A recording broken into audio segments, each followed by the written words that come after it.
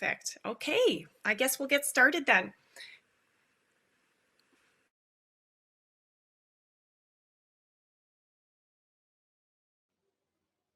Oops, sorry, I'm not sure what's happened here. I'm just going to give Sarah a few seconds.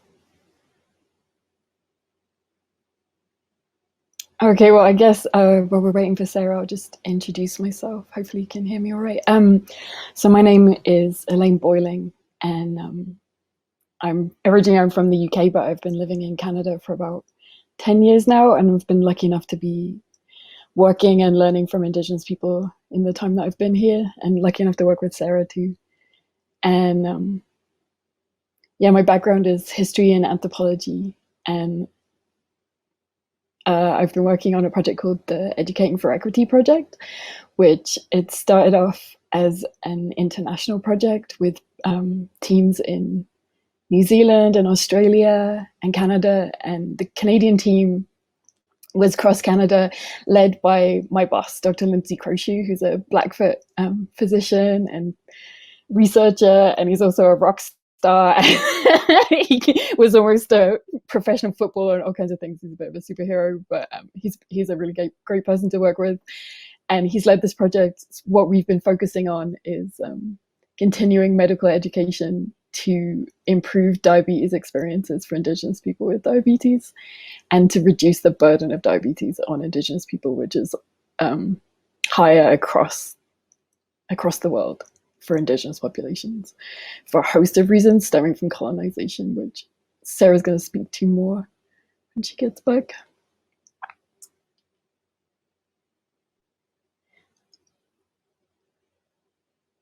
But yeah, maybe I'll give you a bit of a background. We have slides on this stuff, but hopefully Sarah will come back and share in a second. But so yeah, the E3 project, what we did was we had a series of focus groups with Indigenous people in communities across Canada. So we went on reserve, rural, remote, urban, in different places across Canada, and we spoke with them about their lived experiences of diabetes. And we also spoke with Indigenous and non-Indigenous doctors, and also with educators, so people who've been designing Indigenous health curriculum. And what we heard from all of those groups was that colonization is the massive upstream driver of diabetes, as I said, and that structural violence resulting from colonization is the number one thing that we need to address in making healthcare more equitable. And the best way to make healthcare more equitable is like the major determinant of wellness among Indigenous populations, but also among any population, is self-empowerment, is like empowerment, self-determination, and being the driver of your own health, but with people working together with you. And then the other big thing that we found is that culture is massively protective and therapeutic and has all kinds of benefits, whether recognizing that people connect with culture in a diversity of ways, that cultures are diverse, and again, that people need to lead their own experience of what that means.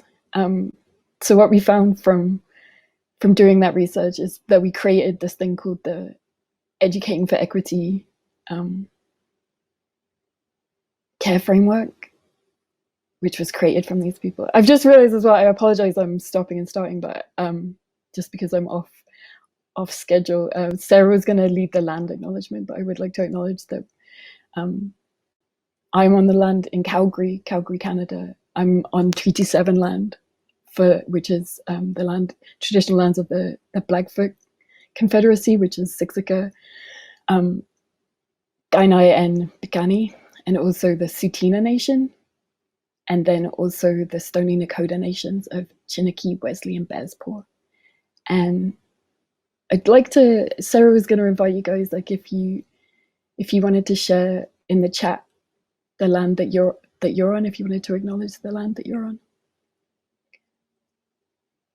And yeah, like I said, I've been really lucky to be learning directly from those people and with those people.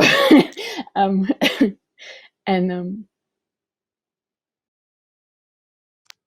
Sorry about that. Okay, so it sounds like the power went out in Sarah's house, which is terrific timing. But hey, Shailene, so it sounds like you're from the, I apologize if I mispronounce this, but the Saudi nation, Ojibwe nation. Sorry if I pronounced that wrong. I'm always making mistakes and always willing to learn. This is the E-Free Care framework, which we created from everything that we heard. And this has become the Diabetes Canada clinical guidelines for working with Indigenous people with diabetes. And it's all of the stuff that people shared with us in the focus groups, which to me, like, people were just incredibly generous with what they shared. But that, yeah, the insights that people shared with us have all gone directly into the current guidelines for diabetes care with Indigenous people in Canada. But so the thing that's been really exciting in working with Sarah. Oh, hello, Ellie. So from Central Ontario, with the Anishinaabe people, which include the Ottawa, Ojibwe, and Potawatomi. I'm so sorry. Oh, okay. Sodgin or Sodjin? Shailene, sorry, I'm terrible. Okay, and hey, Marie. So the I'm so terrible. I'm sorry. Kumeyaay land in San Diego. Maybe I should not even try. I should just go away and learn these peoples and places. It's really nice to see all of you. I'm so grateful that you've come. Hopefully, we'll have Sarah in a minute. She's So the big exciting thing for me about this work is because I got to be part of the focus groups and hear everybody's insights. One of the things that kept coming up in the focus groups was this enjoyment and learning and strength and sharing that came from just coming together and talking with other people who actually understand your context, understand the stuff that you're always trying to explain to healthcare providers that they just don't get. Oh, hooray, Sarah's come back. And the big thing that we heard continuously was how great peer support is. And that's where Sarah came in, which is good timing. But yeah, so I've been advocating for peer support for such a long time, and then Sarah joined, and that's where her work came in. So yeah. Good morning, everybody. I'm so sorry about that. What are the chances that power went out right at the time we were supposed to start this morning? So thank you, Dr. Boiling, for holding down everything until I got here. So I'm thinking you went through the land acknowledgement already. Yeah, I did, and mispronounced loads of names terribly. But I'm very, very grateful for people to share with me and being patient with me. I'm sorry. Okay, so today we're hoping to talk through Indigenous peer mentorship research. I've completed in collaboration with Dr. Boiling and the Educating for Equity research team. I'll provide some background, explain what I mean when I talk about peer mentorship. It sounds like Dr. Boiling has already given a little bit of background to the Educating for Equity research team, and I'll walk through the research process that we took. The two of us will share a little bit about our learning from this project, and then we'd like to have a discussion with all of you in the second half of our time together, our limited time now.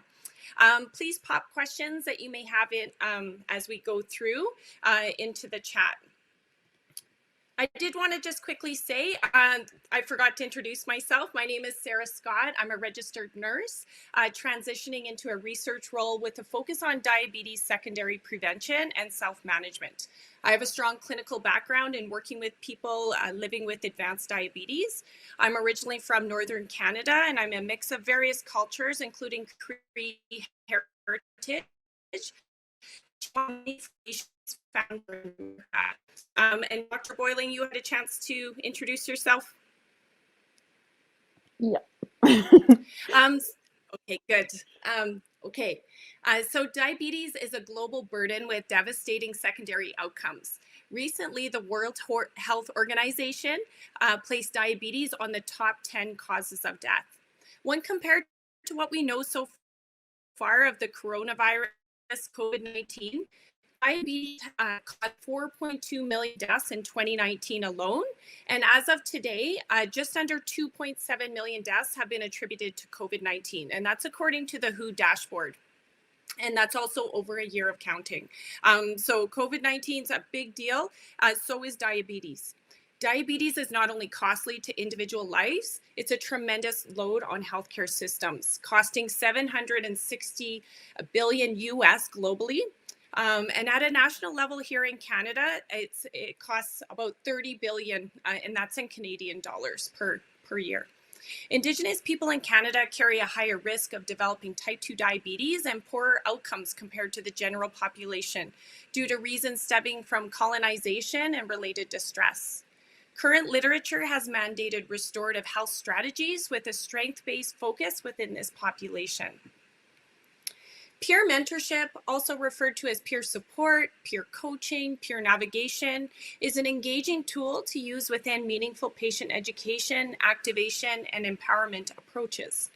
Dr. Lindy Knox and colleagues have defined peer mentoring as an intervention in chronic illness that is intended to help individuals manage by connecting them with peers who have been trained in social support and education, and really just to share ideas that make sense. The idea of helping, connecting to find meaning and exchanging ideas is a universal concept that transcends religion, political ideologies, and race. Although peer mentorship as an intervention for diabetes has been developed from a Western perspective in healthcare, originally in the US, there's an opportunity within Indigenous peer mentorship to integrate valuable Indigenous and Western knowledge to make an intervention rooted in collaboration, respect, and deep meaning. Upholding these axioms of reciprocity and the evidence-informed care we talk so much about in healthcare. Within the literature, main functions of peer mentors outlined by Dr. Edwin Fisher and colleagues are often referred to. Dr. Fisher is also the global director of a large peer support movement called Peers for Progress. I'll be coming back to these main functions later in our presentation. So my ethics approved research question was, what are the perspectives of people living with diabetes who also identify as Indigenous on program design of a culturally relevant peer mentorship program for Indigenous people managing diabetes, and how would these perspectives then be prioritized? It was important for me to start with Indigenous individuals tasked with self-managing their diabetes and to start building priorities for peer mentorship from the patient's perspective. In education, it's often cited that the learner, not the teacher, is the single most important person in the education process, and understanding the learner's needs, readiness to learn, and preferred learning style is the most important step in the learning process. I'm not going to talk too much about this slide, as Dr. Boyling has already talked about this with you guys, but I just wanted to point out for this research, I used the Educating for Equity Care framework, developed in part by scholars, including Dr. Boyling, here at the University of Calgary for my theoretical underpinning. So for this exploration, Dr. Boyling and myself met virtually on Zoom for a total of 6 hours with 4 Indigenous women who reported a diagnosis of diabetes using the nominal group technique, or NGT method, first explained by Dr. Andrew Delbick. Recognized by many fields in healthcare, yet new to nursing research, this consensus-building method engages stakeholders as co-design partners to generate priorities for program development. In other words, we co-facilitated a series of virtual gatherings using virtual sticky notes to brainstorm ideas in a way that positioned the participants as the experts and ensured everyone had an equal voice within the group. All participants chose to keep their identity in this research. We also got to become more familiar with digital platforms such as Jamboard to facilitate our discussions. As Dr. Boyling mentioned earlier, I collaborated with the principal investigator of the E4E Research Project, a Blackfoot family physician and scholar here at the University of Calgary, to oversee my research, Dr. Lindsay Croshoe. This was done as one way to honor the OCAP principles in place for conducting Indigenous health research. OCAP stands for Indigenous Ownership, Control, Access, and Possession. OCAP principles are in place to avoid misrepresentation of the data collected, which has happened in the past, further pathologizing this group and causing harm. There is a common saying within Indigenous health research that says, nothing about us without us. Throughout the NGT sessions, the group provided a wealth of information that shined light on many areas of interest to those working in healthcare. Findings from these group discussions generated 7 themes, 2 of which were overarching themes of healing in a good way and building community competency, inspired and symbolized by a beaded wild rose moccasin topper. For those unaware of what that is, I've included a picture of a moccasin topper at the bottom of your left screen. Moccasins are traditional shoes and or slippers that are handcrafted out of animal hide and then decorated using materials including beads, felt, and porcupine quills. My reasons for using this specific image were layered. One reason came from a participant who mentioned how healthcare providers involved with such a program need to reflect on their own positioning and to come ready to help in a genuine way. The participant said they need to check themselves at the door when they're going into a room because they're going to be working with people and they need to understand. There's that saying, it says, walk a mile in my moccasins, like they need to. One other reason included another participant who reflected that beading is healing and can be used as a strategy rooted in wellness for coping with everyday life stresses. I could talk for hours about this one slide, but in the interest of time, I will briefly explain the image. The flower shows the themes determined by the group. The beads surrounding the flower or the raw materials represent priorities identified by the group that reached consensus. So consensus in this scenario was at least 3 out of the 4 people found these ideas that are marked on the beads to be a high priority for a peer mentorship program. I would also like to note that the term community competency was born from this group. We were talking about complicated terms such as structural competency and patient navigation, and we just couldn't come up with a unified definition of what all these terms mean. One of the participants offered the term this term to encompass a person reclaiming their health, along with a community, including family and the healthcare system, all working to support wellness for the individual. This quote from the NGT sessions, in my opinion, speaks volumes. One person said, I like participating. I like knowing that hopefully that there will be a group like this because personally, I think I really need this support. Based on the themes that emerged, I have a lot of information on how to start building recommendations for a peer support program. There are many different directions I could walk you through today, but in our limited time together, I will now briefly discuss how these themes can be used to inform an Indigenous peer mentorship model. I will compare these findings to Dr. Fisher's main functions that I highlighted earlier. So function number 1, daily self-management of diabetes goes unchanged. This is where people exchange ideas on recipes and exercise ideas and different ways of coping that make sense within the person's life. Next, in order to provide genuine support, social and emotional support, intentional welcoming and relative building have been suggested and come from the Indigenous ethic of all my relations. When you see yourself related to someone, your responsibility for that person changes. The group talked about this when they reflected on principles for building trusting relationships.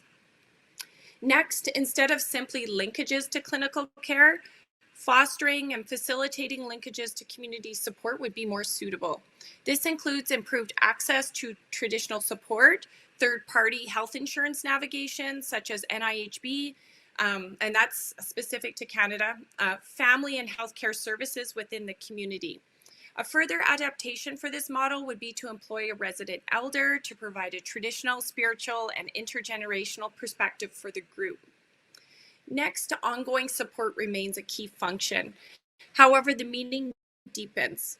This is due to the disrupted relationships many Indigenous people have faced as a result of our colonial history, including disrupted family relationships and attachment development through various child apprehension experiences, from residential schools to what's happening right now with many kids being apprehended into the foster care system, which is commonly referred to as the millennial scoop.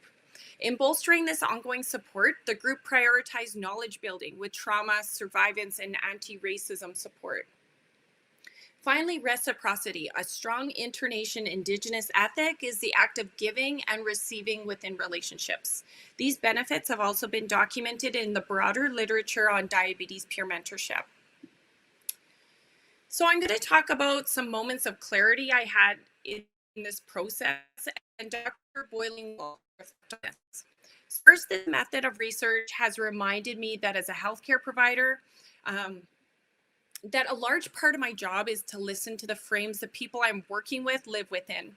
Not everyone has the same experiences as me, so I have to understand what helping in healthcare really is about, learning what the needs and life context is of the people we are seeking to help.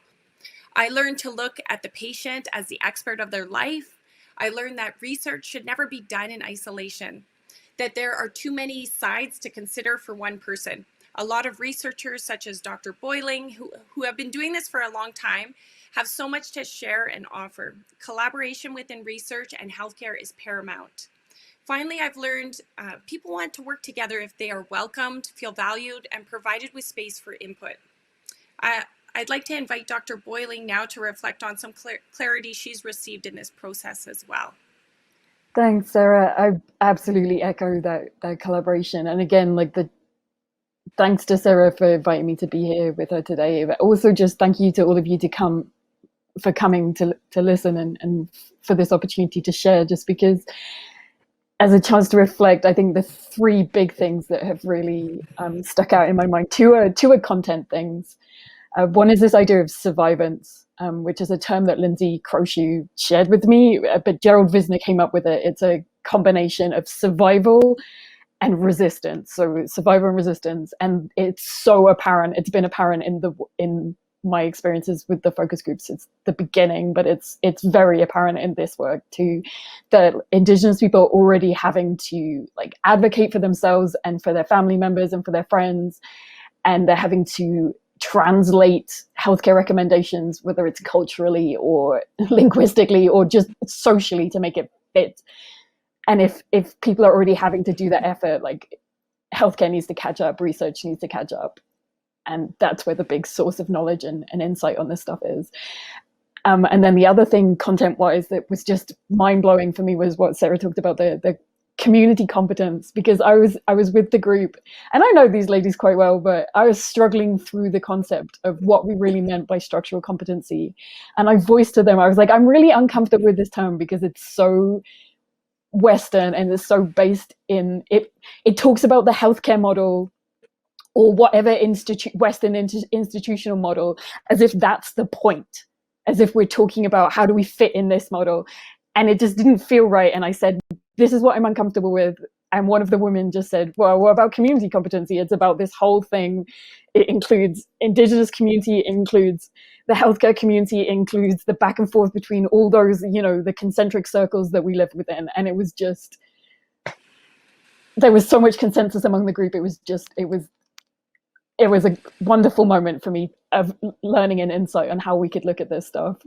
And then I think the process that I've really been reflecting on through this work is how great it is to be doing, like we have done work on reserve, but how great it is to be doing work in an urban setting where we're kind of forced to address that question of like, how do we address diversity and be inclusive without pan-indigenizing? How do we include everybody's voice without placing primacy on anything? And just the enthusiasm for the group we were working with for finding ways to do that, to listen to each other and to find common ground, but also respect that uniqueness and respect how great it is to learn from each other because of differences and because of because of all of it. That was another big learning. And again, just thank you so much, for listening. Thank you, Dr. Boyling. So we've just got 3 minutes left, so I'm just going to quickly talk about, okay, so we've got this information, what next? So there's, in terms of moving this research forward, there's still room for exploration in the literature. I looked at peer mentorship for diabetes management and only found one study specific to Indigenous people. A next step would be to look at social support for Indigenous people from a broader lens in the literature, and we know that there's lots of information there. I'm currently advocating for a peer mentorship pilot program to test physical and psychosocial outcomes. And if this was to be successful, the next step would then be to scale up and test it out on a larger sample from a mixed method perspective in hopes of engaging larger stakeholders within healthcare, such as insurance companies and healthcare system policymakers, with hopes of helping to reorient how we offer healthcare here in Canada. So this research was rooted in empowerment and addressed a healthcare challenge from a different perspective, inviting the expert of the lived experience or the person living with diabetes to have a strong voice in the program development. This reflects all of the overarching values of the Ashoka Exchange, including authentic being, belonging, inclusion, generosity, courage, and respect. As I mentioned earlier, the NGT method is structured to ensure equal voice is heard. Finally, optimism. Where others see problems, we see the spark of new ideas. I think this project has highlighted this value more than anything. The research of E4E and myself is strength-based and is constantly scanning for ways to spark new ideas that can grow wellness and restoration moving forward. So quickly, in closing, I just want to recount an elder story I've heard by a Canadian Indigenous motivation speaker. Her name's Gabrielle Scrimshaw. Elder stories are so important. In terms of Indigenous teaching and learning. So I'll just quickly recount this story. One cold winter day, a man was outside walking through deep snow to gather supplies with his son. As the day progressed, the son began to get tired and said, "Dad, it's a lot easier for to walk in the footsteps where you've walked." Living with diabetes reminds me of this story. It's hard every step of the way. If participating in a group that connects people to supportive peers and context-centered learning that points individuals towards wellness, perhaps the walk of self-management can become more achievable and hopeful. When I told this story to a childhood friend who is First Nations here in Canada and a photographer, he snapped this photo and gifted it to this research. I find this incredibly meaningful as this entire project has highlighted the Indigenous lens on this topic. Oh, and it looks like we're out of time. And show here. So thank you for listening in today, and we'll be sure to respond to some of these comments, and I think that people can still follow up if they choose to. So thank you so much. I'll just put our contact information in the chat, and feel free to reach out as well. Thanks for joining in. Yeah, and I'd love to, like, if you want to reach out, if you have any work that you're working on which you think might be related, I would love to hear about what you guys are doing too. And yeah, just reach out anytime. And thank you.